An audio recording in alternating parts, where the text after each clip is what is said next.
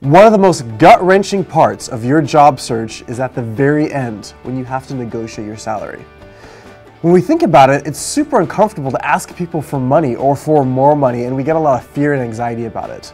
One of my best friends a few years ago had an opportunity for a job that he was interviewing for, and he had a good sense that he was likely going to get an offer in his next conversation. So to prepare, he did some really good market research looking at salaries to figure out what would be the market rate for this position. He also looked at his personal budget so he could understand personally what would be his walk-away point. What is the minimum amount he needed from this position? And he goes in, sure enough, like he suspected, he received a job offer. To his dismay, even though he was really excited about the opportunity, the position paid about $10,000 less than he was anticipating, based on what the market rate was. How did he handle the situation? Well, he was a bit nervous still, but he just simply asked and let them know that based on his research, he believed that the position was worth this much and that this was the amount of money that he was expecting. And just asked graciously if they could reconsider and if there's any wiggle room to change the offer.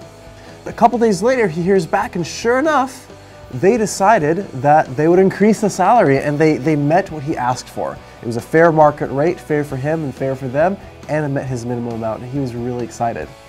Oftentimes when people are negotiating their salaries, there's lots of these different tips and techniques and ways you can negotiate. But one of the most simple things you can do is know your value on the market, know your bottom line, and then just simply ask for more money. If you ask graciously and kindly and respectfully, they're not going to get offended and kick you out and rescind your offer. What's most likely going to happen is they're going to try to work with you because you want to make a win-win. I learned this firsthand when I was working in recruiting at Microsoft.